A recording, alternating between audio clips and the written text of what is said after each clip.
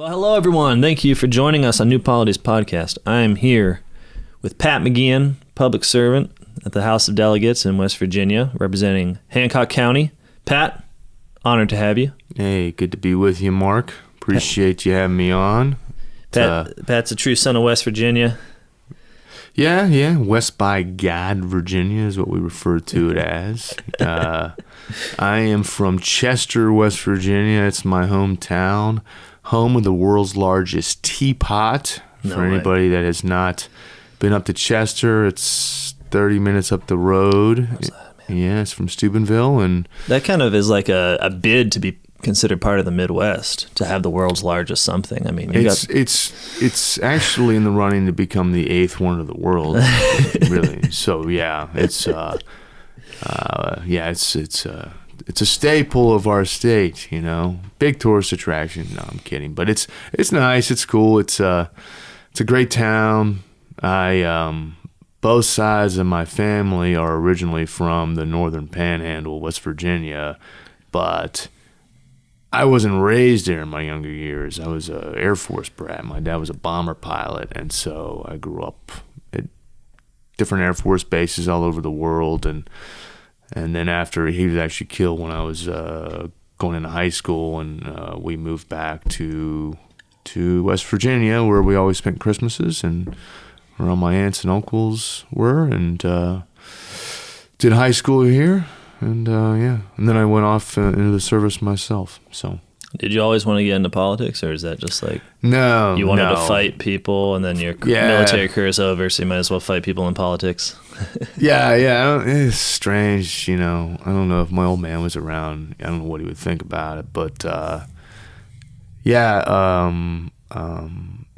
So I went to the Air Force Academy after high school here in West Virginia, as my father did. And I just wanted to fight. I don't know. I don't know if it's the Irish in me. My full name's Patrick Riley McGeehan. So, you know, I'm not Italian. Yeah. But, I had dreams of becoming, you know, Maverick or Iceman or something like that. Sure. But my junior year at the academy is when 9/11 struck, and we were at war, and the Air Force needed intelligence officers suddenly because, at the time it was the greatest intelligence disaster and failure since, like Pearl Harbor. So instead of going off to, fly jets or bombers, I became an intelligence officer afterwards. And I went overseas. I did some time in the Middle East, a little bit of time in Afghanistan, and became sort of, just disenchanted with the entire process overseas. I didn't feel like there was an emptiness, a sort of lack of patriotism that was no longer there, especially because, they had us chasing down like these weapons of mass destruction that ended up being non-existent, and I learned that lie while I was overseas. And for other reasons, I decided, I'm just gonna assert my commitment here and get out and separate. And then we ended up moving back to West Virginia, and politics just sort of fell in my lap. So. Well, I mean, it makes some sense if you go through the experience of a war without a clear purpose and without a clear justification of defending the weak and the innocent, that it certainly makes sense to me that someone would get into politics where you could at least potentially decide on which wars you go into, if at all. Yeah. At the state level. Not that you have that kind of decision, of course, but.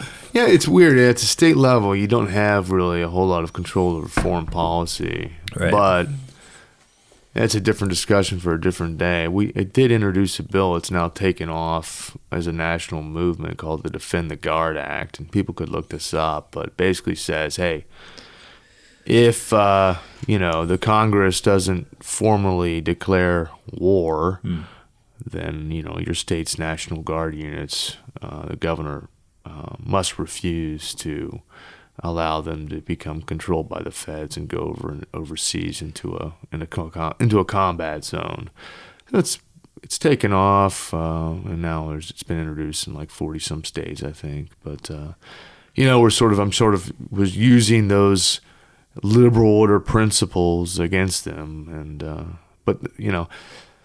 so there's some ways. But yeah, I got into politics really because I had a business. I started my own business a couple years after I got out of the military, and every time I would need help, I would, with different regulations, different permitting processes, I would call local reps and stuff, and they would just never return my calls.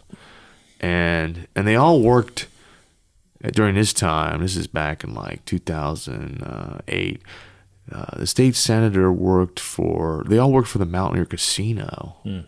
So the state senator for our area, he managed the golf course clubhouse for the casino, and they were paying him like, I don't know the exact salary, but it was somewhere between like $80,000 and $100,000 on the side, I don't even know if he showed up at the clubhouse, And then the other state rep, who was the majority leader actually at the time in the West Virginia House, his office was at the casino. And then the other state rep from our area, she was like the marketing director for the casino. And she's the one that helped get it all legalized in West Virginia. Yeah. And so I just thought this is really corrupt. And then so there became an opening shortly thereafter. I was like, yeah, I'm going to run as a Republican. And at that time, West Virginia was thoroughly Democrat. Yeah. And in our area at that time, no Republican had been elected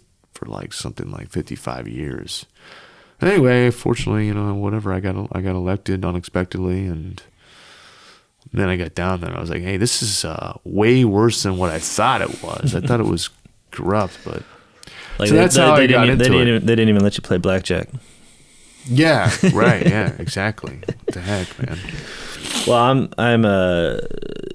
Pat wanders into this office every now and then, and you've got a whole story there, how you are reading New Polity and thinking along with us, which has been really cool. I've got to read some stuff that you're writing. Pat's working on a PhD in political philosophy, I should say.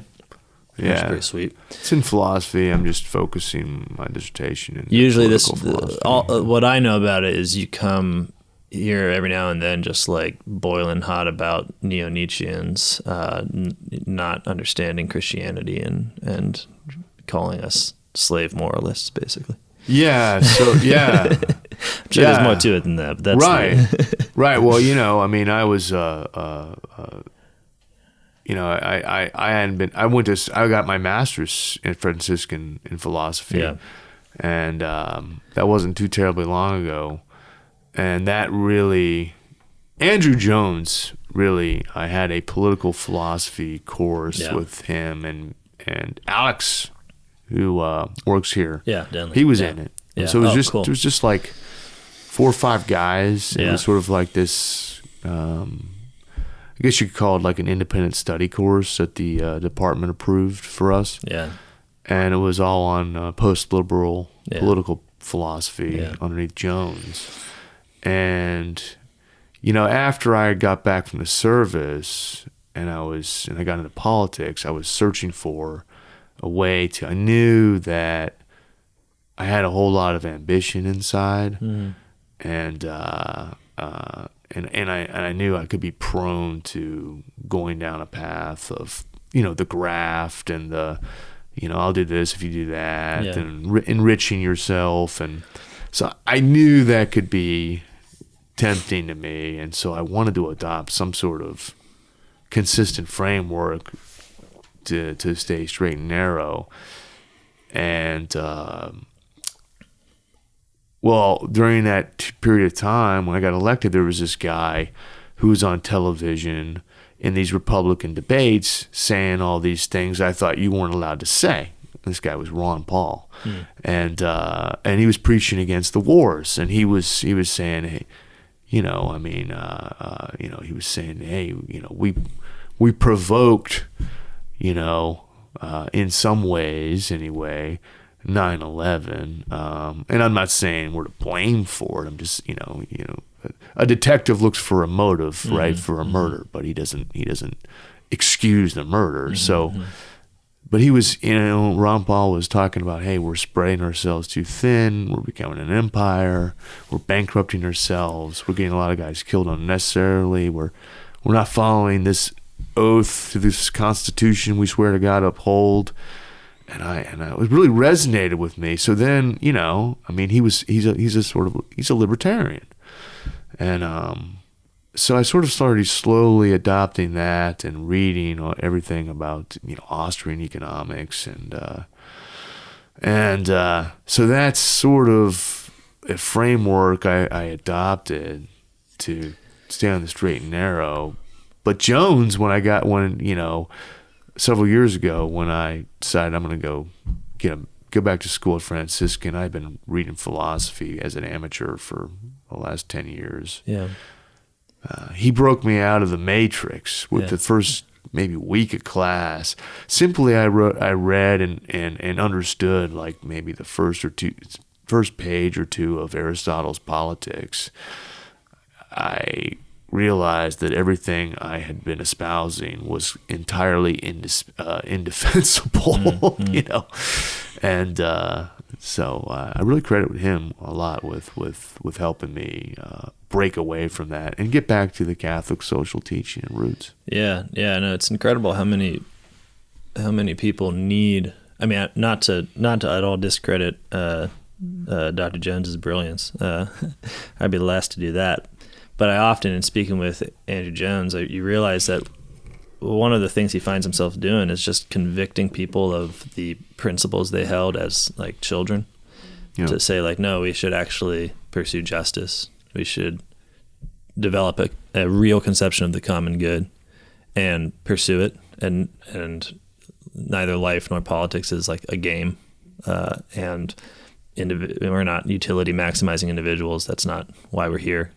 Good and evil are real. Just things that like we all kind of believed, but then as the world became tempting, we dropped it or we became cynical about it.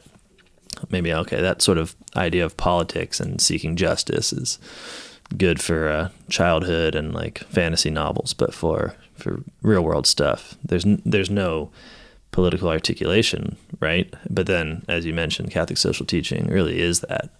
That affirmation of, I think, that desire for justice that people begin with. Yeah, that's true. One thing I started realizing is it doesn't matter if you're on the right or left in the state house, they're all operating within this same sort of orbit of the liberal order. Yeah. And on the right, and the left does this too in debates. They almost treat the government, when they talk about the government, as this like alien entity that is sort of outside of society.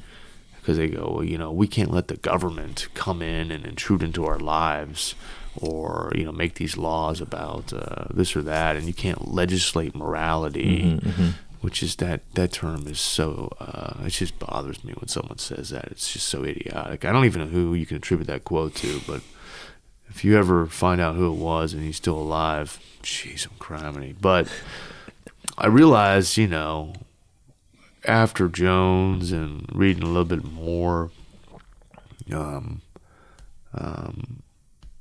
realized that, the ancients, they thought of, let's just say the state, but not in the modern conception, but let's say the rulers of the government, or those aristocrats, if you want to say that, above them that make laws. That was just as natural to them as the family. So it was all cohesive polity. And that's one thing I'm trying to get across is, when you say you don't want the government to intrude into I don't know, the bedroom or intrude into business affairs. What are you talking about? We're right here making laws. Yeah. We're part of society, it's just the fact that we're here presupposes an intrusion, or some sort of order. So it's just anyway. So trying to get across the whole common good concept has been difficult. But there's some guys that are really starting to pay attention. So in Charleston, anyway, in West Virginia. So that's awesome. Yeah. Well, as much as I want to just talk about you, sure. You're a fascinating guy. I don't know about that. I'm pretty boring. That's okay. I was just pretending anyways. It's just something people say. Yeah. You're an awkward guy, basically. Yeah, it's actually really true. Weird. That is true. Yeah, it's a problem actually because I don't have the kind of like institution running character. Like I have a lot of energy and I can bring a lot to bear on a task, but then I don't present a face where people are like, oh, I can immediately intuitively grasp like this guy. It's more like they feel like I'm confrontational and I'm pushing them away in some way. So this is why we have Jacob Imam on board. Really? No. He comes in with the big smile, blows away all your doubts and insecurities. I don't do that. Hey, I don't know.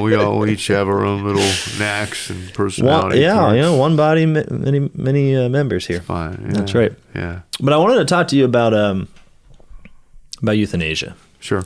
Because one of the things that I've been admiring across the river, and it really is just across the river. I look at West Virginia. Sarah Palin could see Alaska from her house. I can actually see West Virginia from my house. Sure. Yeah.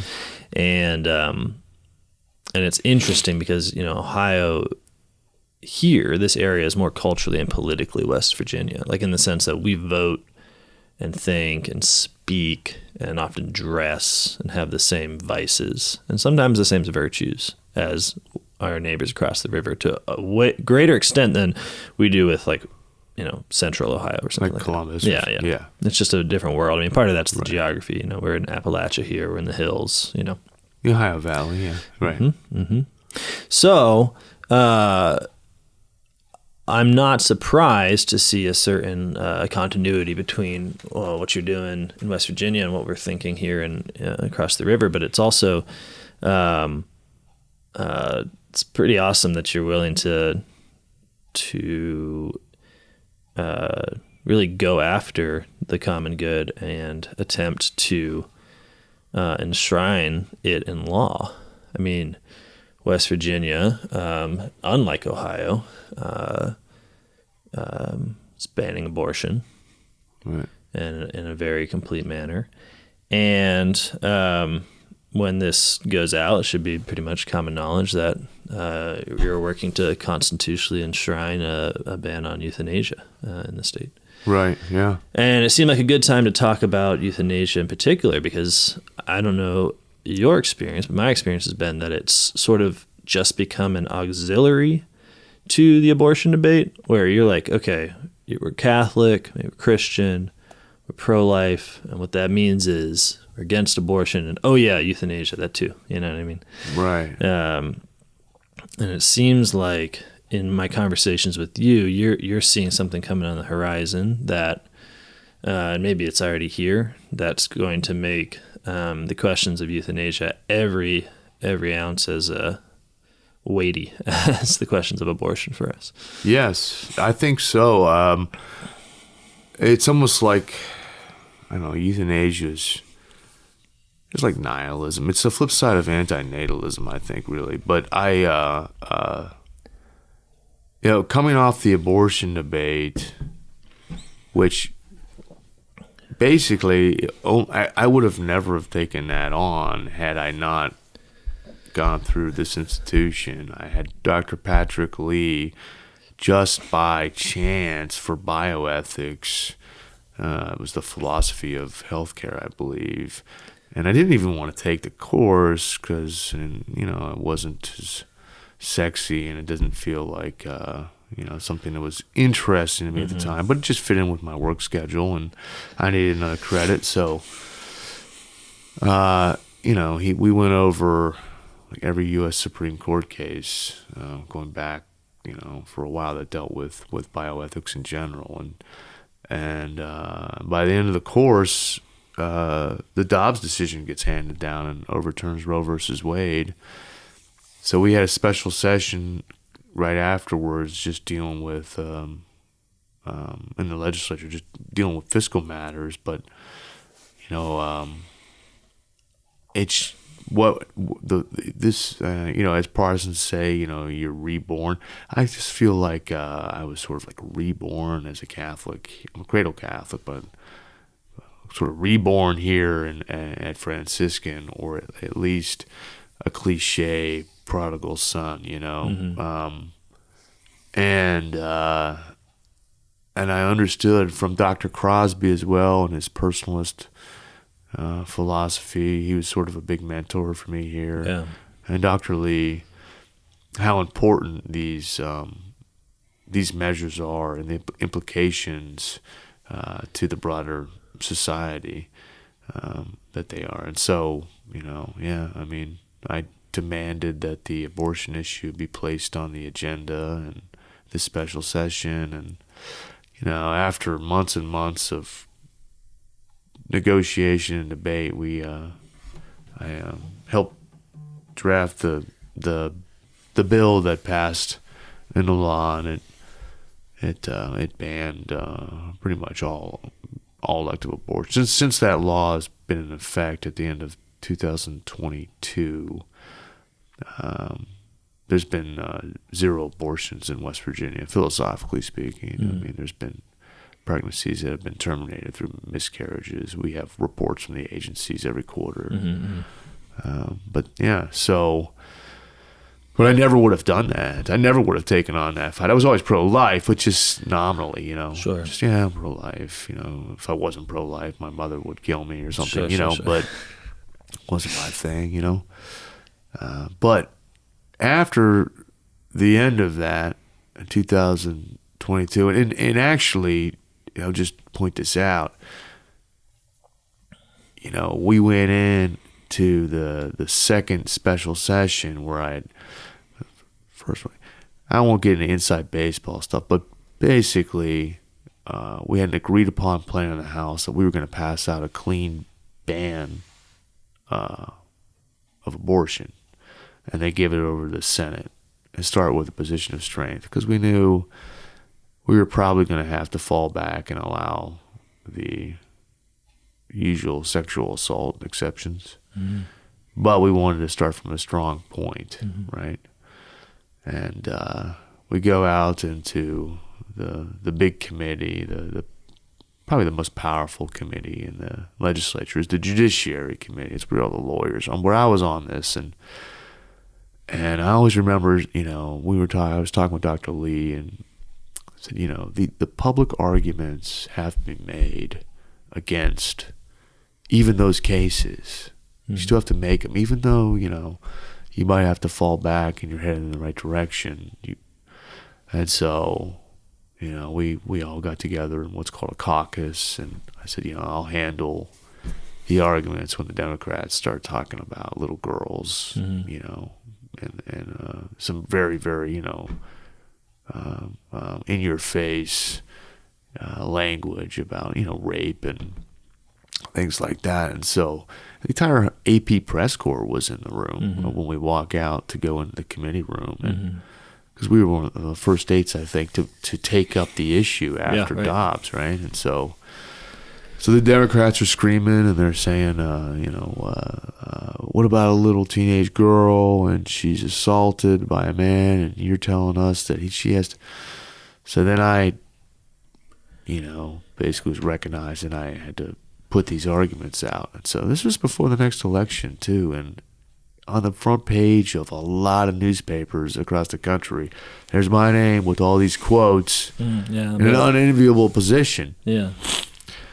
But anyway, in the end, we passed a bill that was, we narrowed the exceptions so tight that it would, it would have to be very, very legitimate. And anyway, after that happened, I had a challenger a couple months later for the general election. And I just honestly just said, I've never brought God into politics or anything, but I said, God, if you could just help me win this race, I'd really appreciate it, because not for me, but if I lose, I was sort of the face of this whole abortion debate.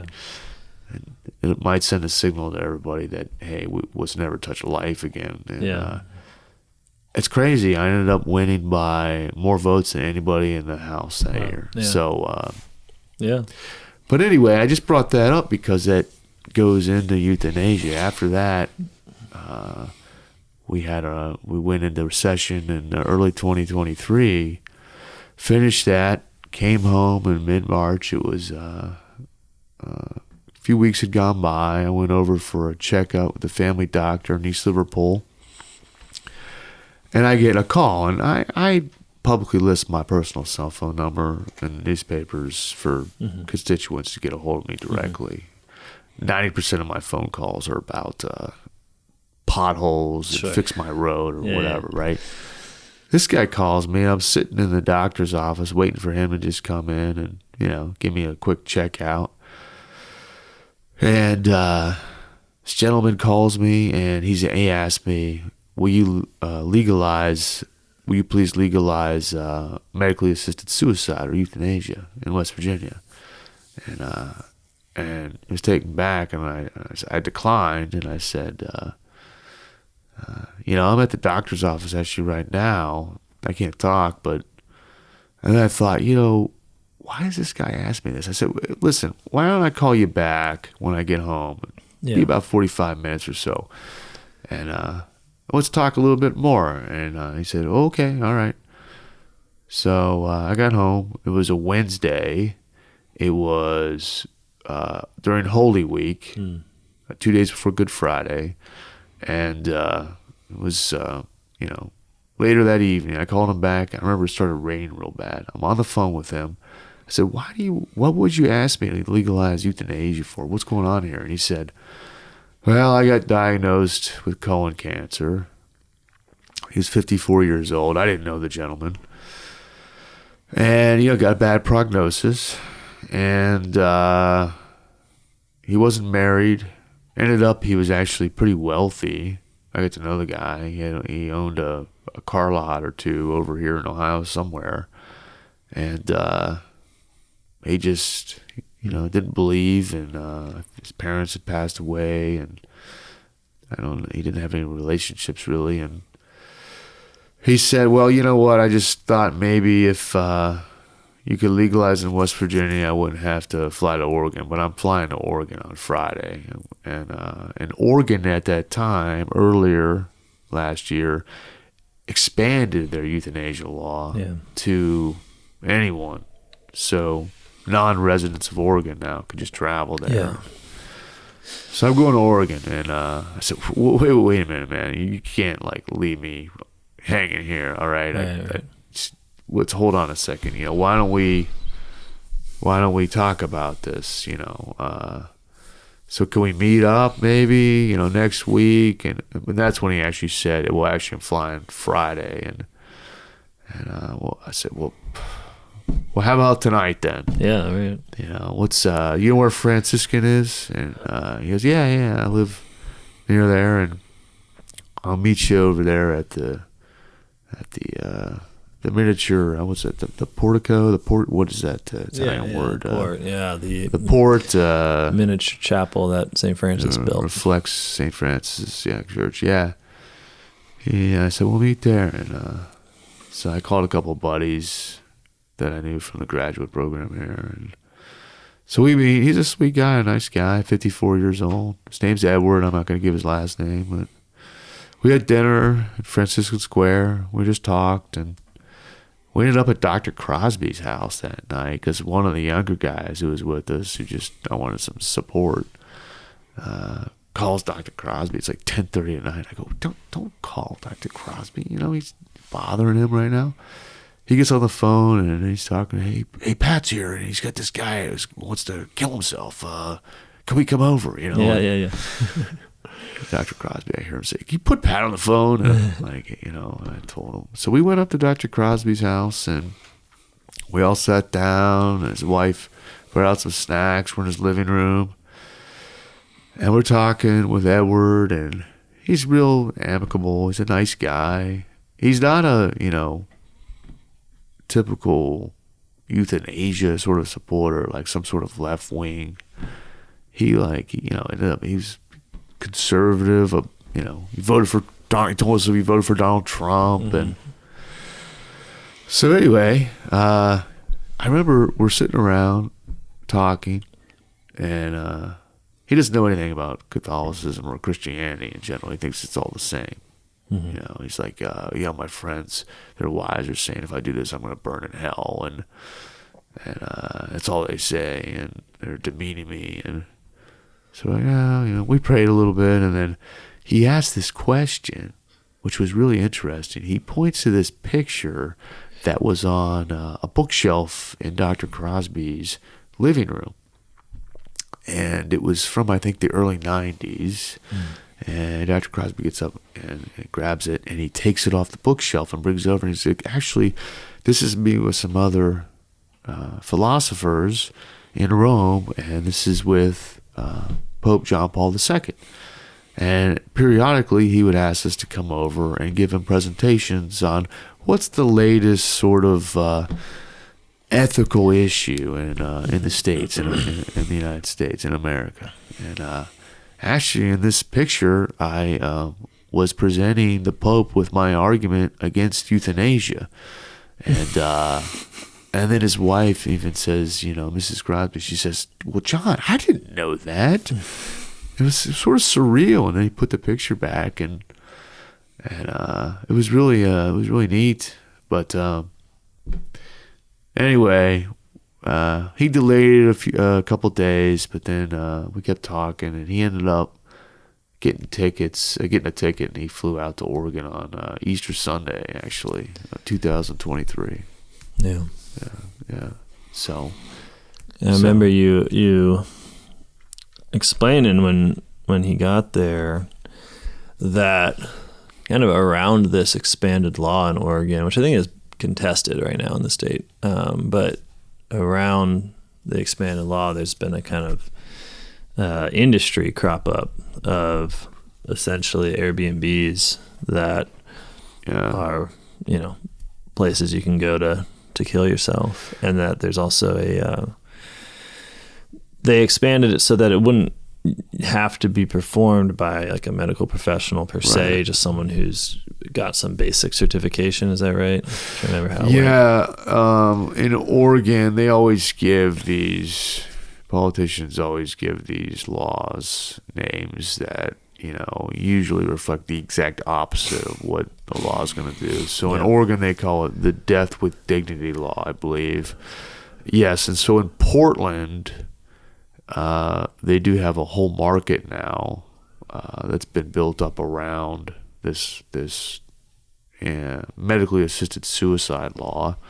So they have Airbnbs and hotels, for instance, that are strictly devoted towards out-of-state residents who can now enter their state and use this law to kill themselves. And so, but you have to wait 2 weeks, and then the Oregon doctor signs off on it. And now it's not like the Jack Kevorkian days where, he sticks a syringe in you. It's the doc gives you a script just like any other, penicillin or something like that you would go pick up at the local pharmacy. You go down there, and the local pharmacist hands you a cocktail of poisons. Yeah. And Edward actually texted me the picture of the different medications, poisons they gave him. Because I continued to talk to him for about 2.5 weeks. He was out there for about 2.5 weeks after that Easter Sunday. And I thought maybe I was getting through to him. And we talked almost every day. And I tried every approach I could. But he So he was at I think it was a hotel, and so you get the script, you go back to the hotel or Airbnb, and you lay down, take this cocktail of poisons. It destroys your organs, and like the next day, they have social workers just go around and collect the bodies and burn them, cremate them. Mm-hmm. And they're not public about it at all. Like, I don't even know what happened to his remains. Yeah. And I think they just want to, I actually got a call the next day from a social worker. I still got the voicemail, who, it was almost like, in a way, she was bragging that that she or they got their way, and I didn't. Yeah, no, I remember you showed me a voicemail, and she said something to the effect of like, just wanted to let you know. I know, like Edward mentioned you, and that he wanted you to know when he had gone through with this, and he knew you had disagreements, but he died as he wished, with dignity. I remember she said he chose to use his rights from his bodily autonomy to do what he wanted. Yeah. And so, he just wanted me to pass that along. He sent some emojis, said that he liked you, but he couldn't disagree more with you. And, it was this very snarky attitude she had. And I had missed the call. I get a lot of, sure. I'm sure everybody gets these marketing spam calls, and I get a lot. And if I don't know the number, I'll screen it. But then I got the voicemail, and I called her back, and I probably shouldn't have said some of the things I did, but I gave her a, I spoke my mind, let's just put it that way, and then I didn't want to hear anything else from her. Hung up, but I was pretty disgusted. But I talked to him the night before, and he said he was going to go through with it. I said, well, hold on, man. Let's talk in the morning. So I called him the next morning. It was a Thursday. I think it was April 27th, maybe. I can't remember. I have to look. Maybe late April, and he was about to do it, and we talked for maybe 35-40 minutes, and it was early in the morning, and I said, hey, listen, don't go through with this. Listen, I'll get a flight right now. I'll come out to Portland. We'll hang out. We'll go see the sights, whatever there is to do in Portland. I don't know, and we'll come home, and you got a buddy now. You don't live terribly too far from me, and I could come check in on you. You could get treatment, and there's a chance of remission. And but I could tell he had his mind. It's not like he was drugged out or anything. He still had the same personality. But there was this weird, and trust me, I don't read too much into things. It's just not my nature. I'm usually more like, I don't know what you want to call it, more on the rational side of things. But it was bizarre. He, for about 4 or 5 minutes out of this 45 minute conversation, it's the last one I had with him, he went into this like vitriolic rant. So right after I brought up, hey, you want to say the Lord's Prayer? And he had said the Lord's Prayer with us at Dr. Crosby's house, right? Before he left for Oregon. He said, yeah, I don't have a problem praying. Then he just had this reaction where, he was not himself. He was screaming, and he was saying things that were very, it made the hair on the back of my neck stand up. It felt like I was no longer talking with Edward. He was saying things like the church will not get in my way, my message will get out. you will face the same thing at the end. You will face despair, is what he said. He said there will be no God waiting for you. And it was crazy. And then, so the end of his rant, he said some things that, like, he never brought up. Like, he didn't have any real familiarity with Catholicism in general. Something weird. And so then he just was like bipolar, just went right back into his normal self. And he said, hey man, you in the mood for a laugh? And I go, well, not really, man. You're about to kill yourself, man. And he said, well, look down at your phone. I had texted you something already. And so I looked down at my phone, and he had texted me during this rant somehow. And it was this video. And he's like, why don't you watch the video right now? And so I pushed, this little video, and he, it was from the previous night, evidently. He was lying in his hotel bed with the blankets up to his chin, and there was this weird female voice that wasn't, he had like the phone or camera or whatever across the room set up. And there was this weird, like, female voice that wasn't in the shot speaking, and it was real eerie. She said, Edward, are you ready to take your medicine now? And he goes, yes, ma'am. And it sounded like, I don't know, the sirens, calling to Odysseus, it was very weird. So this younger girl walks into the shot, goes over to him, and then starts taking her shirt off, and then it cuts out. And, evidently, and he's not the guy to do this. Like, I know this. I got to know this guy well, but evidently, like, he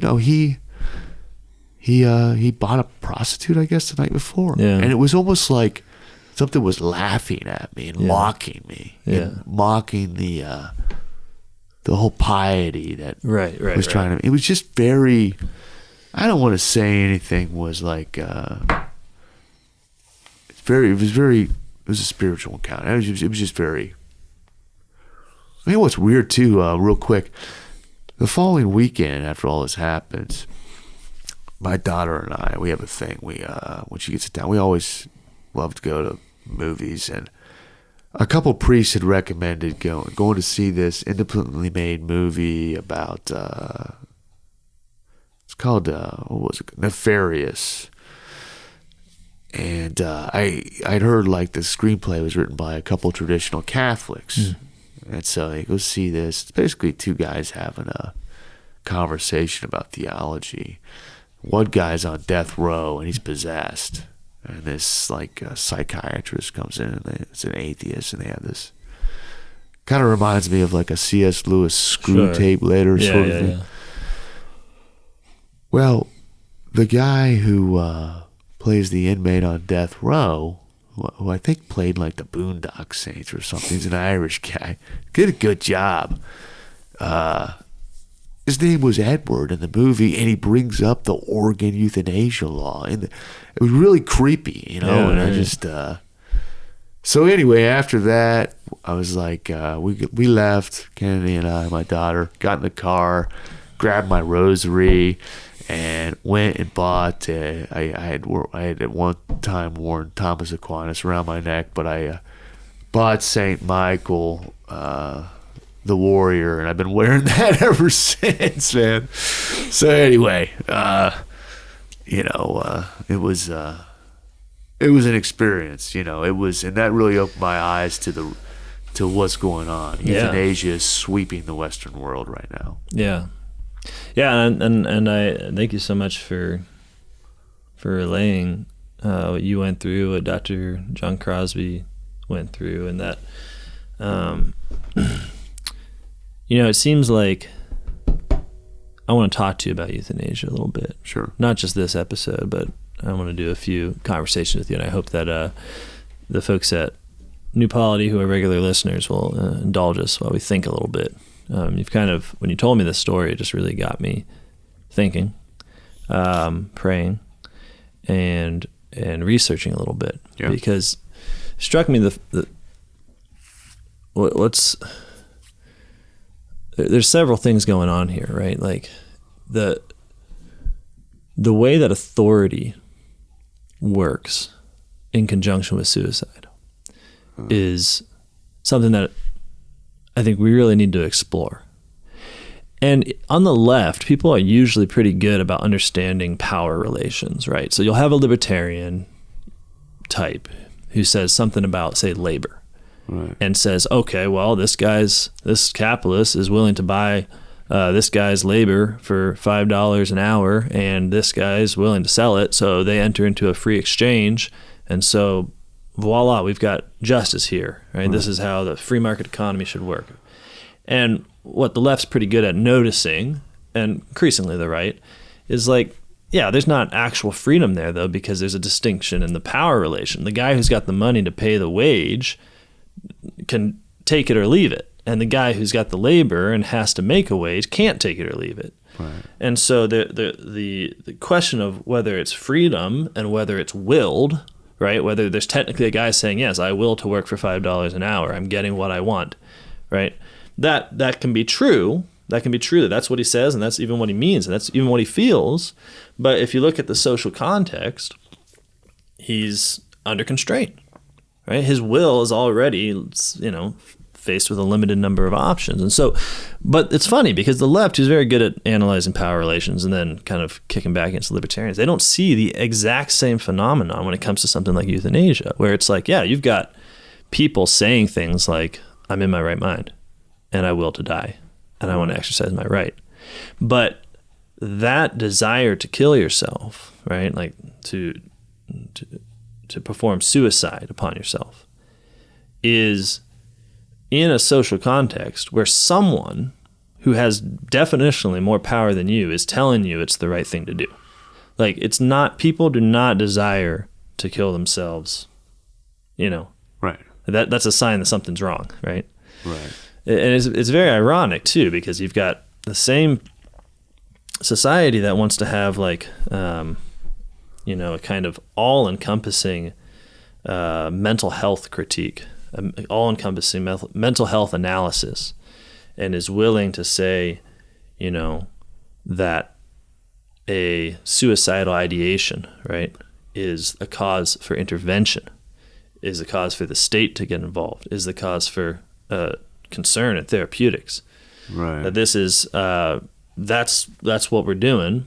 But the moment, especially with kids or something like that, but the moment that suicidal ideation is spoken of in terms of euthanasia and not in terms of like shooting yourself, then all of a sudden it's just, well, it's their will. Yeah, they're not sick. This is good suicide. This is bad suicide. Yeah. Yeah. And so there's a sort of a willingness to engage with authority and power, and then when it comes to euthanasia, it just seems like all of a sudden the conversation just reduced to like, well, did he technically want it? Yeah. And if that's the case, then that's all that matters, that we get what we want. Yeah. Well, there's a lot of things we could talk about there, but I find anymore on the left and right. I was actually just on a statewide radio program not too long ago, debating this with 4 or 5 other people from the professional classes that host this panel. Yeah. And they all, whether they were, it was supposed to be like, it's like a crossfire thing. They have me on, but the other guys that are regulars are, this guy's the conservative Republican, this guy's the far left liberal, this guy's like, an old school Democrat or whatever. Yeah, right. They all were opposed to they were all basically saying, well, it's their right, that's consent. And they don't understand, maybe there is a little bit of, you could call it technical consent, but it's not real consent. Yeah. Like you just mentioned, no one really desires to off themselves. But, well, they don't, it's this, I guess you would say, in my mind, there's a radical egalitarianism that runs through threads, whether you're a right-leaning liberal or left-leaning liberal. You sort of apply it in different ways. But in this case, there's a lot of people that just says, well, it's just your right or something like that. And they don't recognize, like you said, the power differentials and different. They think the government essentially is this alien body, and this is like some sort of Leviathan authority over society, and that's it. Everything else is some sort of like voluntary collection of individuals, and they don't recognize like it's easy if we experience COVID. Okay, so physicians have an incredible amount of authority in our modern society. They have political power. I mean, like the way that euthanasia works is in and through medical power. I mean, if it was the military, for instance, that was saying, look, to maintain a healthy, strong state where we've got a stable population that can produce the numbers for the draft that we need and have strong, healthy bodies ready to go to war. So we're instituting basically euthanasia for those people that essentially are going to drag us down. It wouldn't work, right? Because but the moment that it becomes a suggestion that comes from, even though it's not itself a medical suggestion, but it comes from the world of medicine, then there's this line of continuity where obviously like any medical man who prescribes death, right, has exited the field of medicine by definition. Yes. So what's happening there? Well, they take you along the field of medicine and then they obscure the point at which they've left it. So you're going along, well, there's pain relief, right? It's bad to be in pain. One thing we can do is provide pain relief, right? There's diagnosis. We can tell you what's wrong. There's prediction. We can tell you how long you have to live. We can tell you even perhaps what the quality of your life's going to be. And that kind of submission to that authority, I think, habituates people because we're just the most medicalized, people to live at this point. Every problem is discussed as if everything was a sickness, and everything has a drug or a pill that it can solve. Everything is responsibility itself involves a sort of like being properly surveyed by the medical establishment, and then for that within that culture, for those same overpowered doctors to then be able to suggest as an option, right, just an option, and you're totally free, kill yourself. It is the lie that this is somehow within a sphere of equality, rather than an immense authority, an almost priestly authority in society, giving you the leeway, as it were, to commit suicide. Yeah. I mean, anyone who's been in a hospital should know this, right? Like the moment you're in a hospital, you become the most passive organism to live on planet Earth. So what room do I go to? What are you going to stick in me? Okay, I guess you got to stick that in me. It's just, as someone who's sick, you know what you're doing. Receive it. I don't, Yeah. You're intelligent, I'm not, Yeah, yes, even like you said, COVID. I mean, it's a great point. The doctors say, put up a plastic shield. So we put up a plastic shield. Does it work? Well, we do it because we trust, and that's good. It's good that we trust. It's not like, I'm not saying we're like, this is not a critique that we're all just sheep or something. The point is that power and authority works in such a way that in society, eventually, there's someone who can tell you what to do, and you believe them, and you do it, and you want to do it. And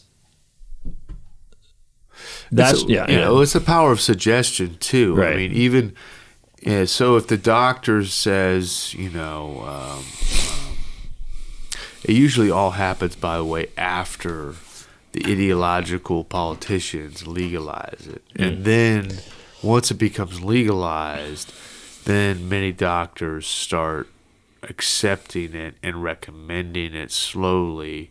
And then you have the Chamber of Commerce types that start hopping in and getting where the getting's good and profiting off of it. And so when I would talk to guys at the State House about getting this resolution passed to prohibit medically assisted suicide in our state constitution, which we successfully got passed. That's another conversation. This past March, it'll be on the ballot in November. I would talk with Republicans who were Christians, and they would say, well, I don't know, man. I just think maybe that's just someone's choice. Mm-hmm.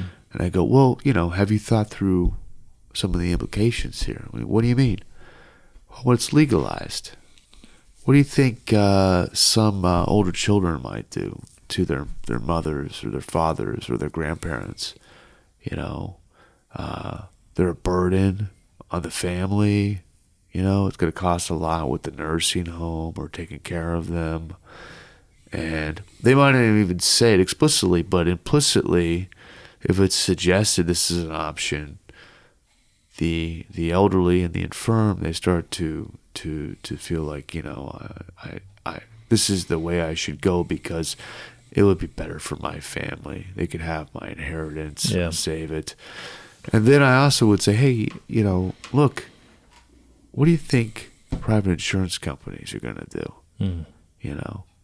I guarantee you they will do something like this. Hey, look, we're not going to cover your treatment for colon cancer for the next 2 years, but we will cover the doctor's visit and the script of poisons you need to go down and put yourself out of misery.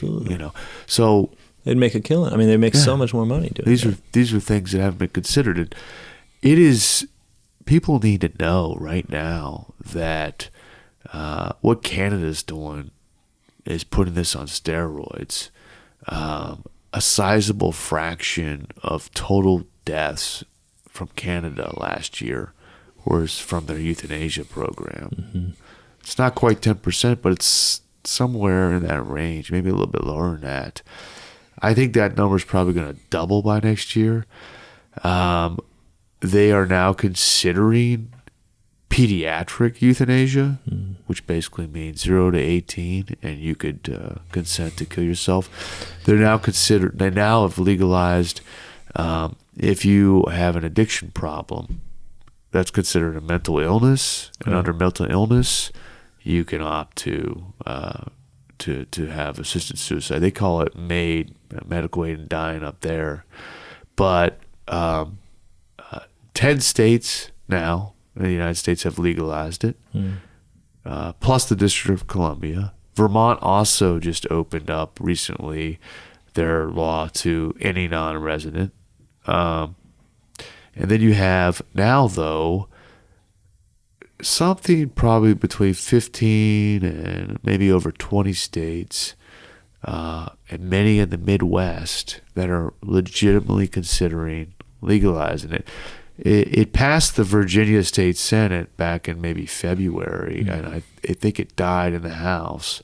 But they're making headways, and even in Kentucky, in other areas of the Midwest, it's no longer just some sort of isolated phenomena up in the Pacific Northwest to some freaks, in Portland or the state of Washington.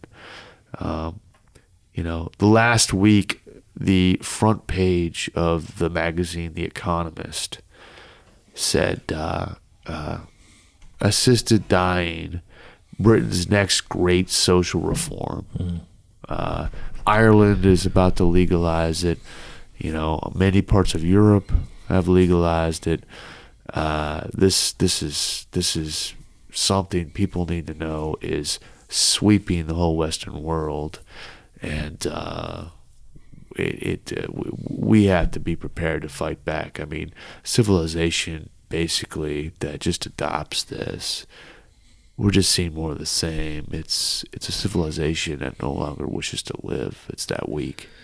Well, that, and it's a civilization that puts essentially a price on human life. Sometimes we think that these things only concern life when it arrives in this condition where euthanasia is a possibility. The same way we think of abortion as something that only really affects, the fetus. And if you get through that, well then, there's just normal life in between threat of death and a threat of death on either side. But that's not really how people work. It's certainly not how we're psychologically structured. Right. To live a human life now, at the young, healthy age of whatever, that when you become sick, when you become infirmed, when you become just old, or whenever really you will it, that you can kill yourself, not as a simply like a rejection of life, but as a state-suggested, state-sponsored, and a decision made with a blessing by the very institutions of power that have become the most bloated within our society, namely state and medical. Right. That you can become a really responsible suicide. This affects life now. Yeah. You don't get to just go out and grill and have a weekend if those present moment actions by which you determine that life is worth living are now suddenly evaluatable as such. You say, well, am I happy enough? It's like, okay, yeah, I'm sick. Is this sickness bad enough? Should I kill myself? Because so what I mean is all of human life becomes degraded, not just the end. Right. And anxiety and a sort of manic increase in self-reflection is a necessary pathology that comes to societies who do this, because now all of life is a question. It's not a given. It's not a gift. It's not something that you enjoy in its ups and its downs and its sufferings and its triumphs. Instead, it's a medical evaluation of yourself, right? Am I worth living? And you know what I'm saying?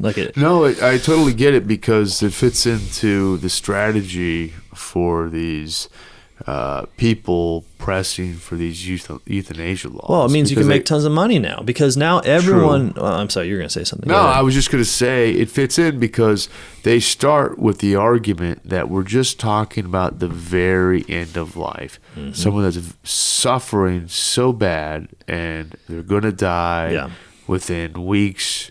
This should be an option. Yeah. And that's how they get in. And then from the Canadian experience and from the Pacific Northwest and some other states, we've seen that that's just the way to get it on the books. Totally. And then you can increasingly expand that. So you're evaluating all of life. It's exactly how suffering, I mean... I had a guy on the radio in a debate, this guy, this total freaking moron.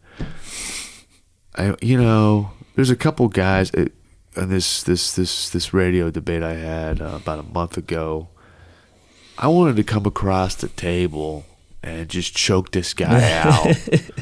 He looked at me and said, "Well, I think it needs to be an option because it's better than the guys that own the nursing homes getting the money." And so I'm like, so you're saying we should just kill the senior citizens? And I'm like, he's like, well, I think that should be. And I just looked at him and I had to control myself because, and this other guy, right after that, he says, well, we treat animals better than that humanely. We put them down. And I go, I want to. What are you? You're going to compare your grandfather, my grandfather McGeehan, who stormed Omaha Beach and was part of Patton's breakout, in August of '44. This heroic individual went through the Great Depression, mass every day, every Sunday. He raised 9 kids, including my father. And he gets to be old, and we want to place this guilt on him that he's a burden on the family, and let's just kill him. And you're going to reduce him to old Yeller? Yeah, right. What are we talking about here, man? Right. There's this projection of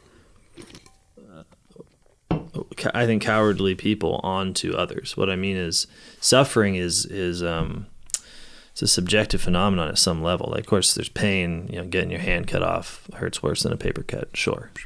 But what makes suffering bearable is fundamentally it being meaningful, like it being a gift to others, it being done nobly. And as a Catholic, like there's no problem in accepting any suffering at any point and saying it's meaningful. Like it's part of the cross. you're participating in the economy of salvation.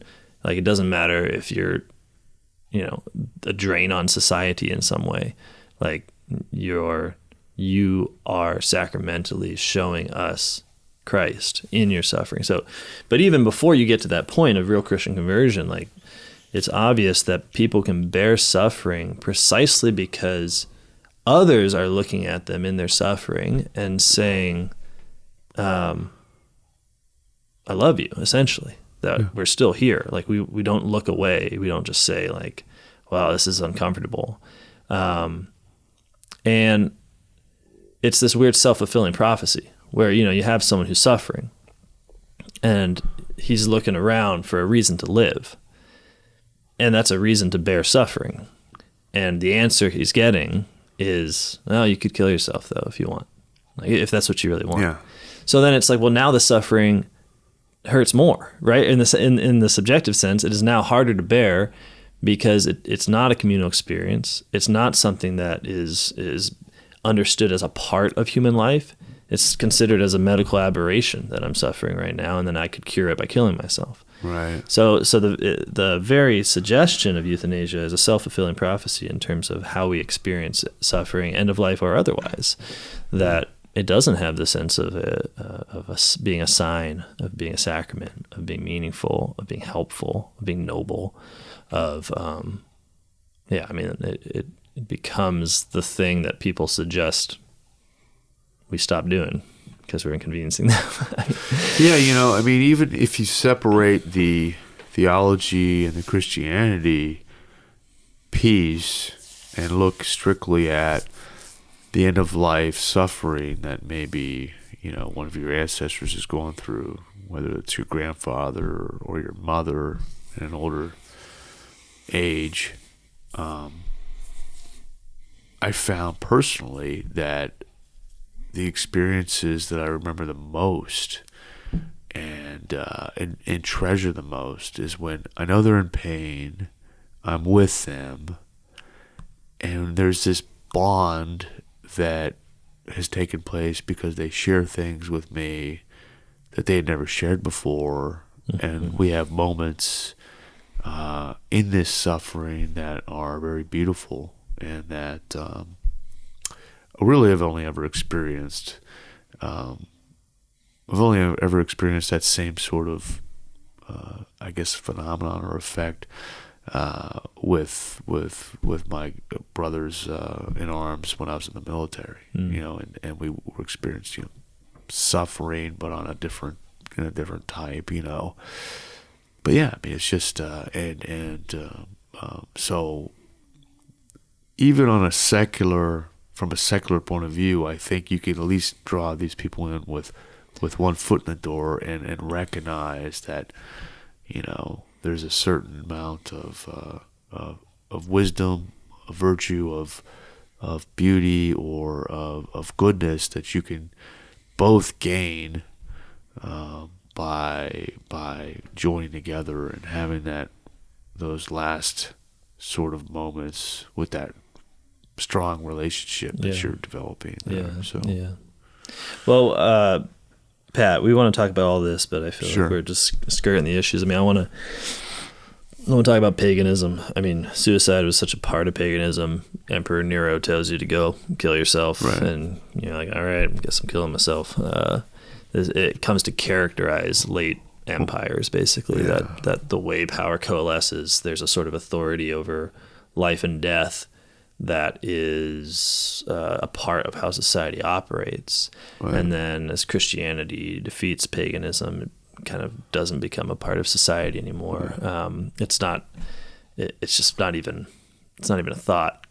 And then as, we lose Christianity, it comes again, but never the same. It's never like we got another emperor that's calling people up and telling them to kill themselves. Well, maybe, I don't know what the Clintons are doing or whatever. But the same sort of principles are now operating, obviously, with this kind of diffused notion of sovereignty. Like, the state is present to us, not as some one guy with the laurels on his head, but as a real normative force in our lives, as what ought to be done, as what's normal, as what's approved. So, I mean, I want to talk about that, and I want to talk about some of the arguments for sure, euthanasia. Well, let's do that. I mean, Seneca was obviously noble under Nero and just did suicide all by himself or something like that, right? Yeah. But yeah, one piece is that people, politicians I'm around, the vast majority of them, they believe that the law simply is a do and don't, and it sort of circumscribes the autonomous sort of rights that the individual has. But laws have this pedagogical, educational nature to them. So even with the authority that comes with lawmakers, sanctioning this, even if they're just saying, it's basically telling people this is good and proper. Yeah. And I mean, the only thing I would say is, like, law operates in our society not just at the level of its positive articulation. Like, absolutely, you're right.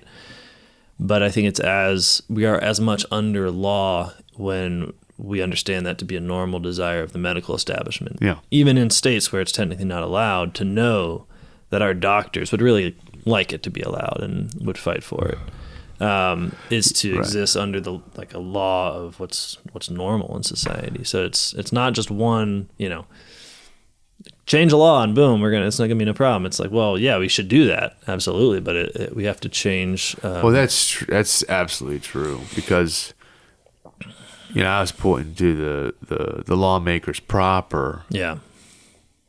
But quite honestly,